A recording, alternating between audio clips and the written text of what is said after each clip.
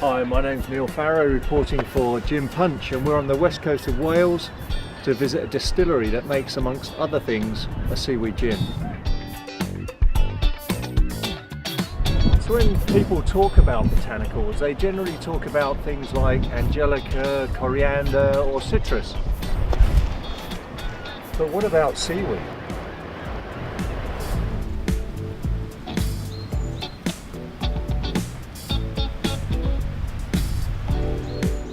So we're in the middle of the Welsh countryside and we're at the Mhile Distillery. So it's D-A-M-H-I-L-E, but it's actually pronounced Davile. We're going to nip inside and have a word with Mike, the head distiller.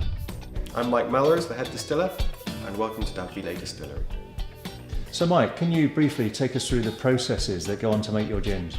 Yeah, the first thing we do in the morning is light the fire. There's a lot of woodland surrounding the farm. It's cheap, it's sustainable, and it adds to the organic ethos of the distillery. Next, we have to weigh out the botanicals. For example, today we're making seaweed gin. So what happens next?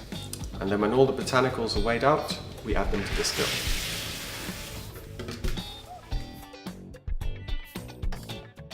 And then after the distillation, which takes about 7 hours, we proceed to the filtering and the bottling.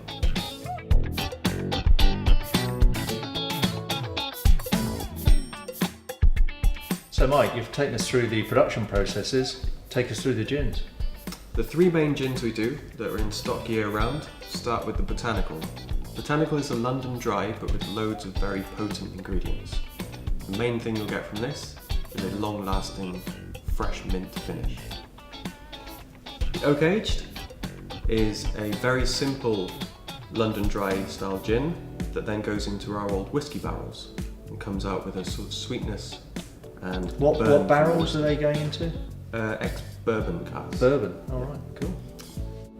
This is what you're really here for, the seaweed gin, our best seller.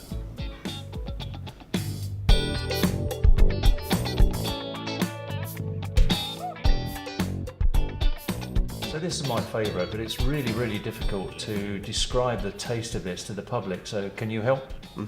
Think savoury and think garden herbs. So things like thyme, tarragon, marjoram, parsley, there's even savoury leaf in there. All adds to a very soft, subtle mouthfeel. The infusion then with the seaweed adds the very slight salinity that you get, usually as an aftertaste, and that brings that fresh coastline feel to it as well. So I've heard that it's a really good gin to have with seafood. Yeah, there are a few chefs that even incorporate it into their sauces and cure sea bass and things like that with it. But initially it was actually designed as an aperitif, so designed to be drunk alongside shellfish, especially oysters.